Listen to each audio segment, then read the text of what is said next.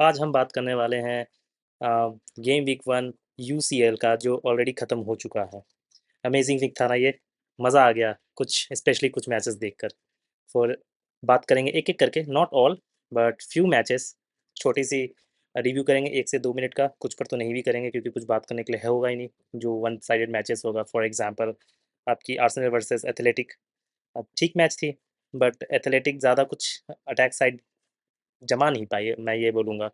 जहाँ पर Arsenal attack पे अटैक कोशिश अच्छी की बट उतनी भी होल हार्टेड नहीं। हाँ, जब तक गेकोरेस का इंजरी नहीं हुई थी, हेड पे जो हेड इंजरी उसकी हुई थी जिसमें ब्लड आ गया था, उससे पहले वो बहुत ट्राई करा था, लाइवली लग रहे थे बट कुछ कर नहीं पाए after that injury. But anyway, थोड़ा सा वन साइडेड मैच मुझे वो ज़्यादा लगा। उसके बाद यूए वर्सेस डॉर्टमंड, अमेजिंग मैच था मेरे हिसाब से। ये मेरा दूसरा बेस्ट मैच था इस वीक का। इसका रीज़न नॉट बिकॉज कि 8 goal it was scored in total, but the intensity of the game specially in the second half. और जब खास करके आपके यूए के जो अम, वो स्ट्राइकर, उनके उनका क्या नाम है, मैं नाम भूल रहा हूँ एक्चुअली, लाहोविच। जब से वो लाहोविच आए थे, क्या अमेजिंग का उनने अपना माइंडसेट और वो क्वालिटी दिखाया है, मॉन्स्टर मेंटालिटी वाला, जिसके ऊपर मैं आपको कल मैनचेस्टर यूनाइटेड के बारे में बताया था। हाँ, मैनचेस्टर यूनाइटेड इसके पीछे गई थी in order to sign, but यही सब चीज़ चाहिए था। बट अगेन वो मैनचेस्टर यूनाइटेड में आके अपना करियर ख़राब ही करना था, क्योंकि उस तरीके से उनको सर्विस वगैरह मिलती नहीं तो कोई फ़ायदा नहीं था। बट यस, जिस तरीके से वो ड्रामेटिक क्लाइमैक्स था till the end of the match, इस वजह से वो मुझे एकदम अंत तक जगाए रखा मैच को, राइट। और जिन लोगों ने आप लोगों ने नहीं देखा होगा उस मैच को, तो एक बार जाके देखिए, मज़ा ही मज़ा आने आएगा, specially in the second half. उसके बाद हम बात करेंगे आपके रियल मैड्रिड वर्सेस मार्सेल। उसमें मैं ये बोलूँगा कि रियल मैड्रिड जीत तो गई, बट कुछ कॉम्बिनेशन सारे प्लेयर्स का ना, अभी भी मुझे वैसा नहीं लगता है कि सारे प्लेयर्स एक दूसरे के साथ जेल अप हैं। अलोंसो अभी भी एक्सपेरिमेंट कर रहे हैं, I think he is also not satisfied with his playing 11। जिस तरीके का कॉम्बिनेशन बन रहा है अटैक में, वो अटैक तो फिर भी ठीक ठाक हो जा रही है, बट आपकी बिखर सी जाती है, खुल सी जाती है डिफेंस स्पेशली। और इस टीम की मार्सेल साइड से मैं अगर बात करूं तो अगेन ग्रीनवुड को देखा, बहुत खराब लगता है जब ऐसे अच्छे अच्छे स्टार प्लेयर्स, मतलब अब स्टार तो क्या ही मैं बोलूं, सबका अपना अपना डिफिनेशन है, बट जिस तरीके से वो खेल रहे थे, we are missing such players in our team Manchester United specially. और मैनचेस्टर यूनाइटेड में भी जब भी वो थे तो उनका शूट्स वगैरह याद आता है कि कैसे वो दूर दूर से long range shoot goal score किए हुए हैं काफ़ी। और he was the important part of Ole's team जब वो थे, जब तक अपने कंट्रोवर्शियल्स में गए नहीं थे। Anyways, then comes to the Bayern Munich and Chelsea. अब चेल्सी के पास लैक ऑफ एक्सपीरियंस की वजह से मैं बोलूँगा ये मैच हारे। जहाँ पर आपके पास बायर्न में बहुत सारे भर-भर के एक्सपीरियंस वाले प्लेयर्स थे, नॉट ओनली नॉर्मल स्टेजेस पे, मतलब उनके जो कंट्री लेवल पर जो क्लब फुटबॉल का होता है, ए ग्रेड वाले championship, but still UEFA champions वाले। तो बायर्न म्यूनिख का दबदबा भारी था ही, और थोड़ा-सा लैक ऑफ एक्सपीरियंस की वजह से अगर उसमें भी एक्सपीरियंस डाल देता तब ये बराबरी का मुकाबला मुझे लगा हो सकता था।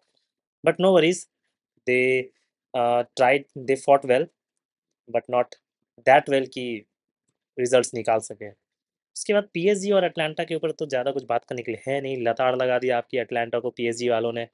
बट ये टीम लगती है अभी भी लाइवली, किस तरीके से आपके लुइस एनरिके ने जो बनाया है इस टीम को, अमेजिंग, काबिल तारीफ है। जिस तरीके से प्लेयर एक दूसरे के साथ कंबाइन करते हैं, कहीं भी जाके एकदम खेलते हैं, अपने अपने आउट ऑफ पोजीशंस में भी होके खेलते हैं। आउट ऑफ पोजीशन से अगर बात किया जाए तो बात करते हैं सोबोसलाइ की, जो कभी खेलते हैं राइट बैक, लेफ्ट बैक, कभी मिड सेंटर में खेलते हैं, कभी AM role, CAM role में खेलते हैं। भगवान जाने, ये भी एक वैसे ही वर्सटाइल प्लेयर हैं। लोग इनको वलवर्दे वलवर्दे का नाम लेते हैं वर्सेटिलिटी में, बट इनका नाम उतना नहीं लेते हैं, right. And he is very underrated. मैं अंडररेटेड तो नहीं बोलूँगा, बट ये one of the best player है। जिस तरीके से आपके वेलवर्दे पोजीशन बदल बदल के अच्छा परफॉर्म करते हैं, ये फिलहाल फिलहाल के टाइम पे ये उनसे अच्छा परफॉर्म कर रहा है, उनसे he is at his best. But Liverpool और एटलेटिको के मैच में फिर से लिवरपूल ने लास्ट मोमेंट पे विन निकाल लिया, लेकिन लिवरपूल के फैन जो उछलते रहते हैं, मुझे ये बताएं ज़रा कि ये नौबत आती क्यों है कि लास्ट मोमेंट पर जाके भाई आपको गोल मारना पड़ता है, मैच फंसा क्यों देते हैं या गोल खा क्यों जाते हैं? क्या ओवर कॉन्फिडेंट हो जाते हैं? 2 गोल जल्दी 6 मिनट या साढ़े 5 मिनट के आसपास 2 गोल मार दिए थे लिवरपूल वाले ने, उसके बाद क्या हो गया था? सो गए थे क्या सारे के सारे प्लेयर लिवरपूल के? या फिर एटलेटिको मैड्रिड ने अपना गेम अप कर दिया था? क्या हुआ था? हाँ, अगर एटलेटिको मैड्रिड ने अप कर दिया था अपना गेम, मतलब कि कुछ तो बात है, जो लिवरपूल की टीम को ठीक करना पड़ेगा, क्योंकि ये आपके पीएल मैचेस में भी अभी तक सारे लगभग वो लास्ट मोमेंट में ही निकाले हैं गेम्स। तो देखो यार ज़रूर आपकी टीम बहुत अच्छी होगी, ठीक है, बट अच्छी होने का मतलब ऐसा होता है कि एक तरफ़ा कर दे मैच, और लास्ट मोमेंट पे तो कभी नहीं आना चाहिए। एक तरफ़ा नहीं भी हो रहा है, अच्छी टीम है बट लास्ट मोमेंट पे जा रहा है, वो भी सारी टीम के साथ। एटलेटिको मैड्रिड तो फिर भी अच्छी टीम थी, राइट? तो ऐसा मैं मेरे हिसाब से कुछ तो कमी है आपके फ़ॉर्मेशन में, या तो टैक्टिक्स में, या कुछ तो दिक्कत है जो अब वो तो उनके मैनेजर को सॉर्ट आउट करना पड़ेगा और उनके फैन बेस को, ठीक है? बात करते हैं अब लिवरपूल वर्सेस नेपोली का। अमेज़िंग मोमेंट्स था यहाँ पे, जहाँ पे कि होम ब कमिंग हुई आपके किंग केविन डे ब्रुयने की। कितने अच्छा लगा वो माहौल जब उनका वेलकम किया मैनचेस्टर सिटी के फैन बेस। बाकी मैच में तो कुछ था नहीं। नेपोली जब से अपने डी लोरेंज़ो का रेड कार्ड खाए, उसके बाद से वो बैकफुट में ही थे। तो थोड़ा-सा बोरिंग सा मैच था, जहाँ वन साइडेड थे। नॉट श्योर कि कैसे 2 गोल से ज़्यादा नहीं मार पाए मैनचेस्टर सिटी की team. But anyways, coming to the blockbuster match according to me of this week is Newcastle versus Barcelona. Amazing match था, राइट? बार्सिलोना ने बार्सिलोना की टीम थी lack of experience majority of the player, ठीक है? उस तरीके का आपका एक्सपीरियंस नहीं था लेवेंडोव्स्की, रैशफोर्ड और एक प्लेयर को राफिनिया का कहीं का ना कहीं अगर मैं ले लूँ तो। बट कंपेयर टू न्यूकासल के सामने की मैं बात कर रहा हूँ, वैसे तो उनको एक्सपीरियंस है बड़े-बड़े स्टेजेस पे खेलने की। स्पेन के लिए उसके मेजॉरिटी ऑफ द प्लेयर्स खेल रखे हैं, जो यूरोपा कप भी जीत रखे हैं लास्ट टू लास्ट ईयर्स का। तो कंपेयर टू न्यूकासल के सामने मैं ये कहूँगा कि मैच तो बहुत इलेक्ट्रीफाइंग था। मतलब एक पल भी आप सो नहीं सकते थे। बोर जो हुआ होगा तब वो पता नहीं भाई मैच में क्या ढूँढ रहे थे।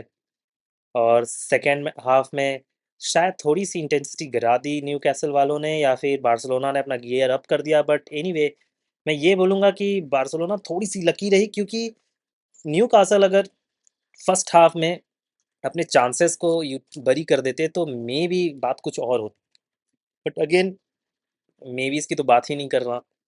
बट क्या कमी रह गई न्यूकासल के साइड से, मेरे हिसाब से उनके पास एक नंबर 9 की कमी रह गई, जो अपने वो वॉल्डमान को खरीद के लाए हैं राइट, जर्मन से स्ट्राइकर को साइन किए हैं जर्मनी से। तो उनकी एक कमी रह गई, पता नहीं क्यों नहीं खिला है। एक नंबर 9 की कमी थी, आउट एंड आउट नंबर 9। अगर वो रहते तो शायद एंथनी गॉर्डन जो चांसेस को बरी कर सकते थे, वो इजीली कर लेते, वो स्पॉट पे अवेलेबल रहते, राइट? फिर हावी बार्न्स ने भी 1-2 शॉट्स सीधे गोलकीपर गार्सिया के हाथ में मार दिया। अदरवाइज़ आप बोल सकते हैं कि गार्सिया ने अच्छा सेव्स भी निकाले, ज़्यादा टेस्ट हुए कंपेयर टू आपके न्यूकासल के गोलकीपर।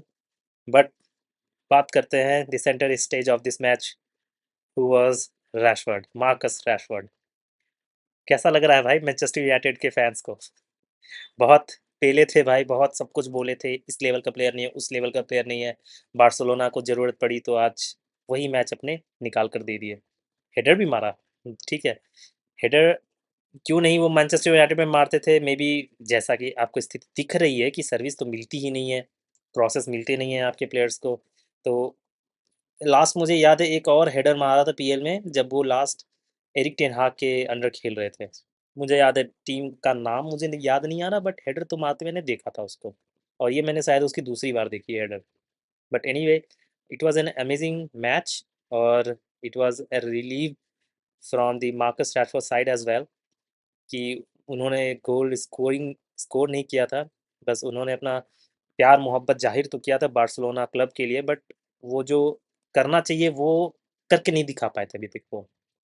और ऑब्वियस सी बात है, एक स्ट्राइकर, एक फॉरवर्ड से आप उम्मीद करेंगे सिर्फ गोल्स, और इन्वॉल्वमेंट तो उन्होंने ला लीगा के क्लब मैचेस में भी दिए थे अच्छे इन्वॉल्वमेंट, बट असिस्ट भी दिए थे, बट बात वही है, जब तक गोल स्कोर नहीं करते तब तक काउंट नहीं होता फैंस के लिए।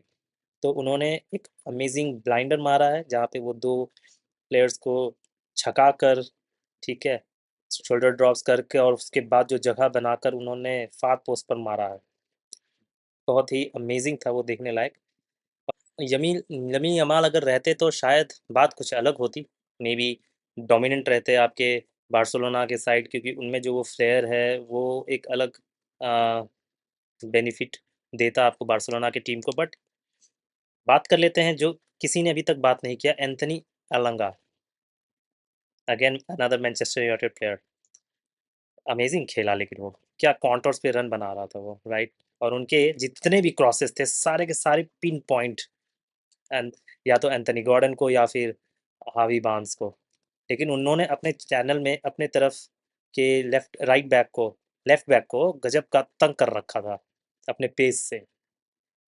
तो पता नहीं क्या हो जाता है भाई, सारे मैनचेस्टर यूनाइटेड के प्लेयर जो भी मैनचेस्टर यूनाइटेड में रहते हैं सब तो ऐसे ही क्रिटिसिज्म ले रहे होते हैं, बट जैसे ही मैनचेस्टर यूनाइटेड छोड़ते हैं, फॉर एग्जांपल आपका मैकटोमिनी देख लीजिए भाई, उनका टॉप प्लेयर रहा, season player of the season का अवार्ड लेकर गए, नॉमिनेटेड हैं अभी आपके बैलन d'Or में, राइट। उसके बाद यहाँ रहते तो हार्डली मैच में उनको खेलने भी मिलता था, और जिसमें खेलने मिलता था शायद परफॉर्म भी नहीं कर पाते थे, राइट। और क्रिटिसिज्म तो अलग से मिलता ही था।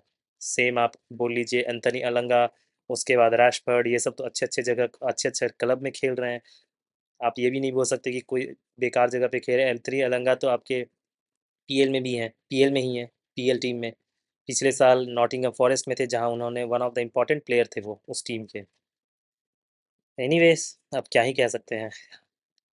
तो आप बताइए कमेंट सेक्शन में कि आपको कौन सा अच्छा लगा सबसे ज़्यादा मैच वीक 1 का।